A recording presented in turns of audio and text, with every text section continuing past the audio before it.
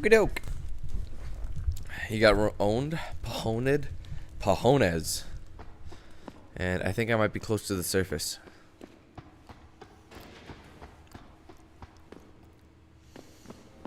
They're like right above me right now, guys. I just need to find a ladder. Okay, these are hobos. They're cool. There we go. Right underneath it? Maybe? Unless I just did a giant loop, but I don't think so.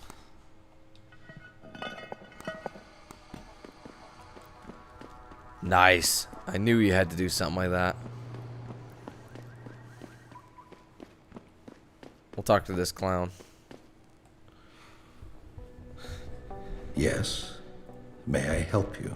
Actually, I've been told by a mutual acquaintance that it might be the other way around. Were you followed?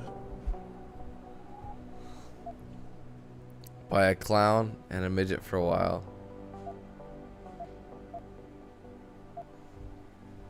Nervous, are we? Surely you understand I wasn't successful in this line of work for this long by being careless. So what is it you need? Straight to business, a rare quality these days. Tell me, are you familiar with local gangs? More than enough to get by. Perfect. Now I warn you this is not the cleanest of work, but your efforts will be well compensated. An associate of mine will leave a package for you in an alley on Grand River Road. You will retrieve this package and then use it to deal with a problem of mine. Permanently. Who's the target? Someone who won't be missed, I assure you. A ganger that goes by the name Double T. Hangs around in an apartment near Earl's Court. It's not likely that he'll be alone, just as it's not likely the people keeping him company will be of the pleasant sort. You can't miss him.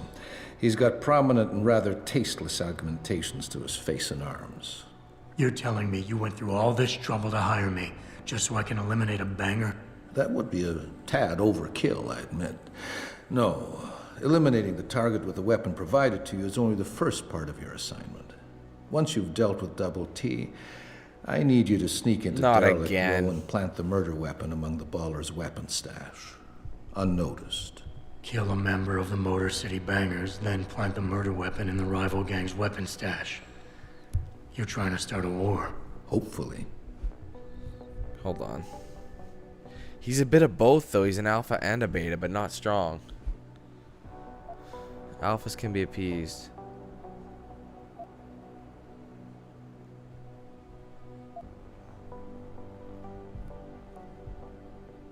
We'll try charm. You're obviously a powerful man, and messing with you is probably a bad idea. I just want half the payment in advance to know I can trust you. Don't pretend to know what I'd like to hear, my friend. Damn it, that failed. I do not crave the attention of others. But oh, nice. I do admire your guts. Here's a gesture of goodwill. Awesome. Don't you have a certain task? I don't understand. You think... So what's the... Pretty much. What about it? I don't really care about these. You don't sound... You won the... I need a more... There's a small back alley. So what is... There's a... Hold up. I need a more... There's a small back alley known to the locals as Earl's Court. You can access Double T's building using the fire escape. He's in one of... Okay. I guess that's it. Cool. O'Malley's been talked to. Might as well hack this door. It's only a security of 1, so that's easy enough. Oh, 4891.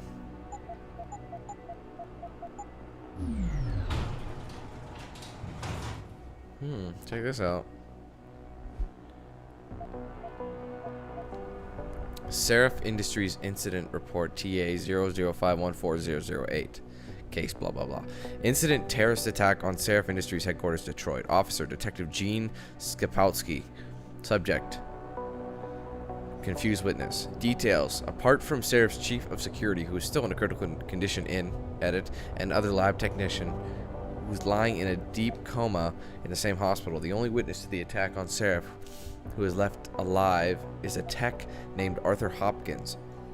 Something particular regarding the witness's deposition of lack thereof. When we first got on the scene, Mr. Hopkins was waiting for us in a rec room near the labs. He was obviously in shock, but was quite coherent and ready to give clear description of the incident.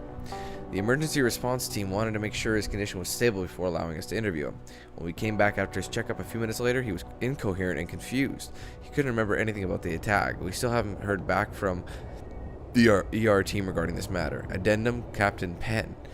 The situation has been resolved with the medical team. Mr. Hopkins' condition has been validated. He suffered from a severe concussion. The matter is closed. I remember that Captain Penn guy. Another ebook. Another report.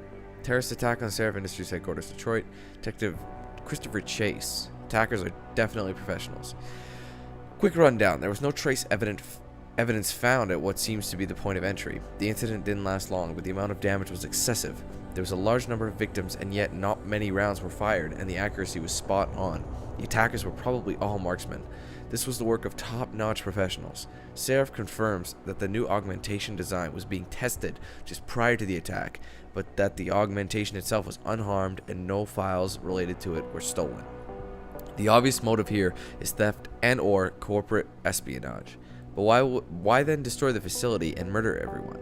A competitor could no doubt benefit from such a catastrophe. But these measures were quite extreme, and to my knowledge this is an incident without precedent.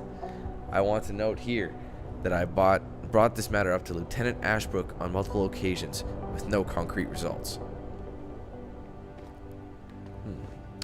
Okay, there's got to be something else in here. Lots of ebooks, holy crap. Many pages worth, but we'll read it. Oh, this is Megan's autopsy report. Megan Reed, 32, female, O positive.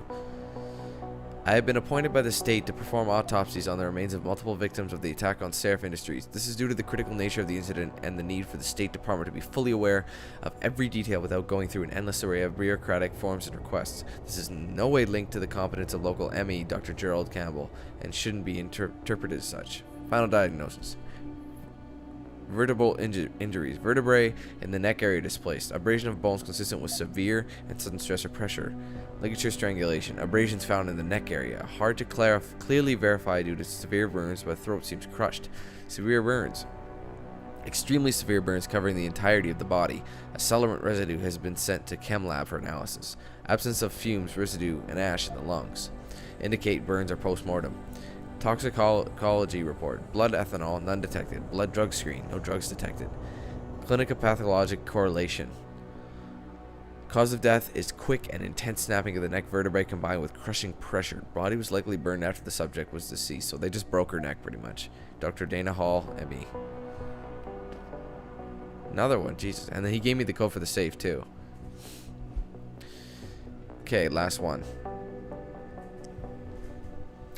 Terrorist attack on Seraph Industries, blah blah blah. Detective Gene Skapowski. Probable use of unidentified high-tech compound. While examining the crime scene, Detective Hayward and I both noticed that the area covered by the attack seemed abnormally damaged, burnt to a degree that could not be explained by normal fire or the use of any known explosives. It was the same for all of the recovered victims' bodies. Residue analyzed by forensic lab officers on the scene likely comes from a high-tech accelerant of unknown nature. It seems the labs, equipment, and victims were deliberately burned to an excessive degree. The most obvious conclusion is that this was done to eliminate all possible trace evidence, but it just feels odd, like something is off. And the safe we can definitely benefit from. 7196.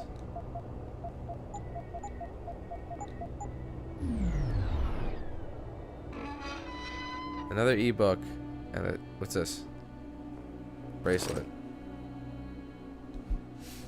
Megan Reed lab notes. This is from Megan. It's hard to fathom it all sometimes. When I made that breakthrough in my research a couple years ago, I never thought it would get this big. I thought it was an anomaly at first, but it's become to genetics what universal assemblers are to nanotechnology.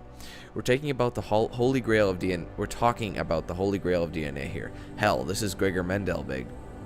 The thing is, I have to bury the truth, not the discovery, but how I reach my results. It's become harder lately. Betrayal someone I respected, for the sake of my research. I wish I had a chance to fix it, but it got bigger than me, bigger than Seraph.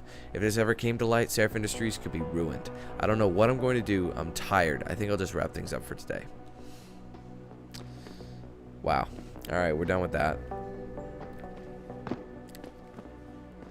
Oh, I hope I don't have to go.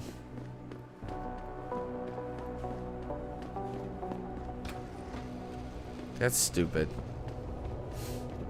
The only way through it is through the sewers.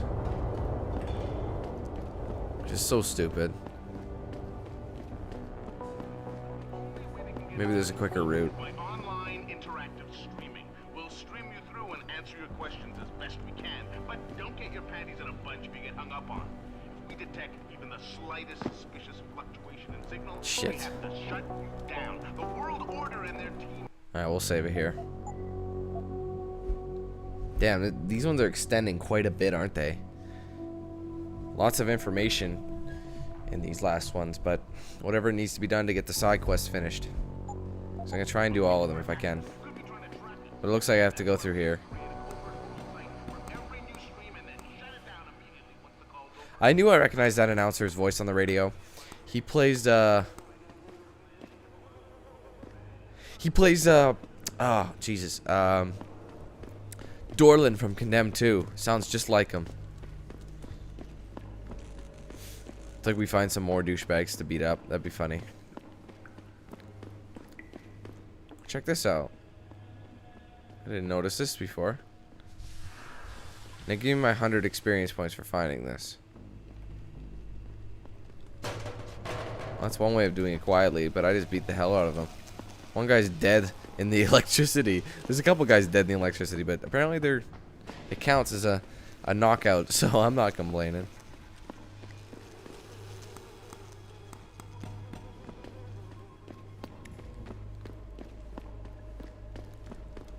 But he's sleeping through it all.